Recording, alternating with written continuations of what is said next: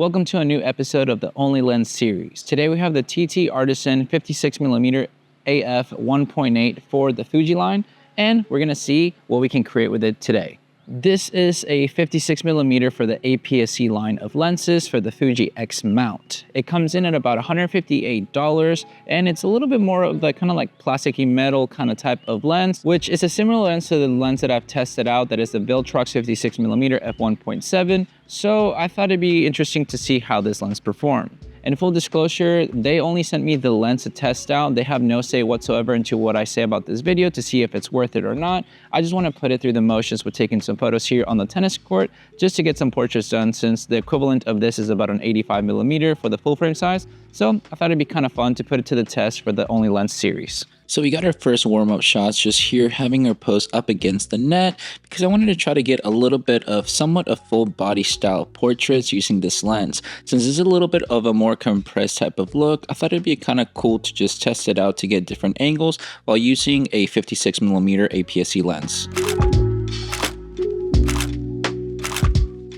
With these portraits, I want to do a little bit of leading lines with the net just to get more of her face, as well as doing from lowered angle type of portraits just to change it up while also going for more a straight shot with this lens. The whole purpose of that is to see the compression when it comes using this 56mm, which is about a 85 equivalent of a full frame lens, as well as trying to get a little bit of the detail shots with it just to see how well it would capture those detail shots up close, just to have some variety shots when it came down to this shoot.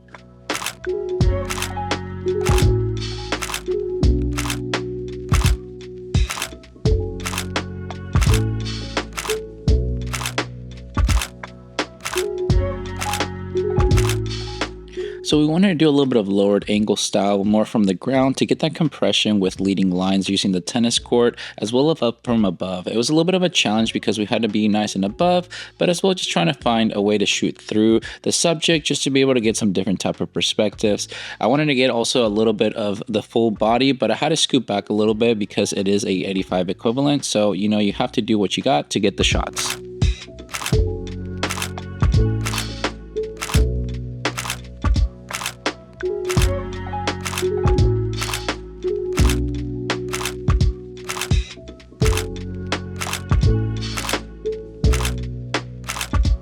And all right, if you want to turn towards me, now it's recording. That way you guys can see a little bit of how it looks in camera, but also what it's doing. You want to take one step that way and then one step back, kind of like that. And just kind of go back and forth a little bit, movement, see how well it's following her eye or not. Yeah, just keep moving like that.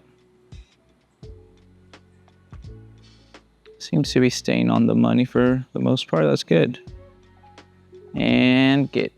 That was a little bit of photos and video examples to be able to showcase what this lens can do. For me personally, it's more about the user experience and the results whenever it comes down to taking photos with a lens, to know how much the price point to, you know, basically the specs and what you're getting out of it, to see what makes sense of it. So I just want to dive into a little bit more of my thoughts on this lens and who could it be for, who could it not be for, and if it's good for the money or if there's an alternative that would be best for you. For $158, this lens is a really good lens because it has good autofocus, it works and does the job nicely. Now, with that being said, because it is a lot cheaper of a lens, even though it's a ttartisan style of lenses, which they're supposed to be a fairly cheaper alternative of kind of third-party lenses, they seem to not be as good quality as when I did the Viltrox lens, and the Viltrox lens tends to be a little bit cheaper. The build of this one seems to be a lot cheaper than the Viltrox, despite the Viltrox being cheaper. So it just kind of, for me, doesn't make sense, but I mean, it really is up to your standards of what you would like when it comes down to a lens itself. This is an f1.8, the Viltrox is a 1.7,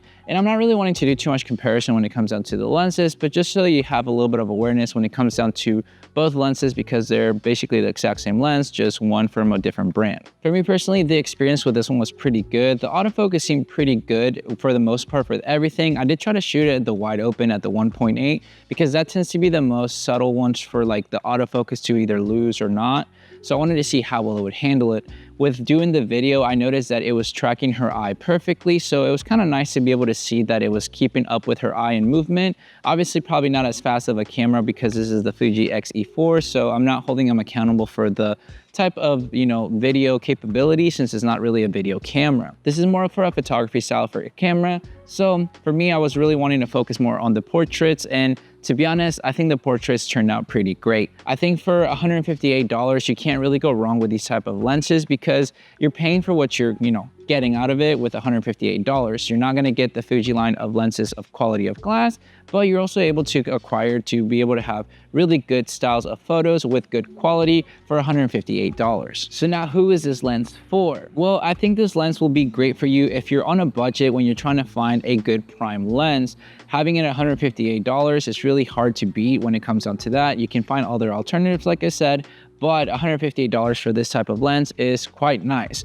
You get to have really good specs of the sense of the 1.8 for an APS-C, which is nice to have, so you can have a little bit more a better shallow depth of field, as well as the compression of 56mm because it's an equivalent of an 85. So with that being said, if you need a good portrait lens for a fraction of the cost of most other ones, I could recommend this lens for that purpose because it's good to have a budget friendly, especially if you're not sure what type of, you know, prime lens you want to get to just yet, but you want to kind of dive into it a little bit more, maybe eventually upgrade to something more heavy duty.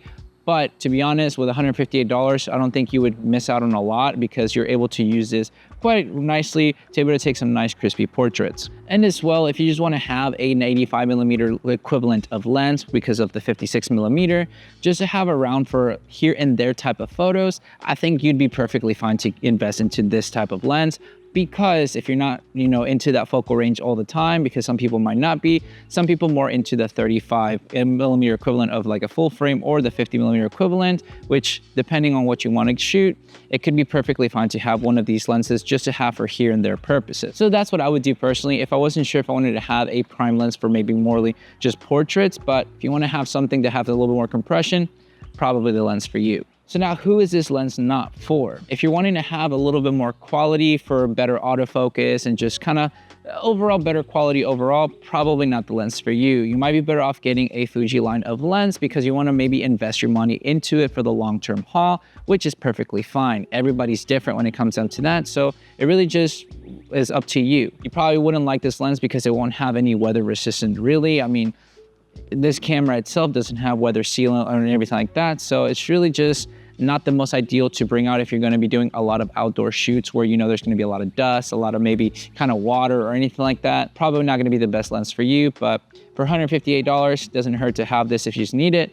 Just be aware that you're probably not going to have a lot of, you know, weather sealing with it within this lens. But overall, I think this lens for the price point, it doesn't hurt to have. Is it going to be one of the best ones out there? Probably not, but a lot of these third-party companies that are coming out with like the ttartisan, the 7artisan, the Viltrox, and lenses like that tend to be on the cheaper side because they do come, I believe, mostly from China, all of them. So they have a little bit less quality and build, but you save a fraction of the price compared to the, you know, the Fuji line or the more, you know, style of those even lenses like Tamron and stuff like that. So it really is all going to depend up to you with what you would want. I just thought it'd be fun to test this out, to put it for the Only Lens series and do a couple portraits out here just because we had a little bit of a tennis theme.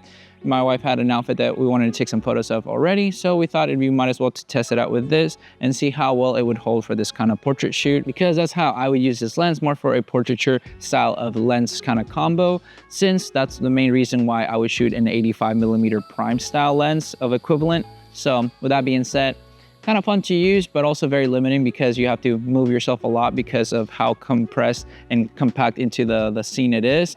But you just move around and you'll be perfectly fine. I thought it was a lot of fun, so hopefully you enjoyed the videos and the photos of this, and it helped you out to find out if this lens is the right lens for you. But with all that said and done, guys, thank you so much for watching this video. Make sure to like and subscribe, share this video with a friend. I'll catch you guys in the next one. See ya.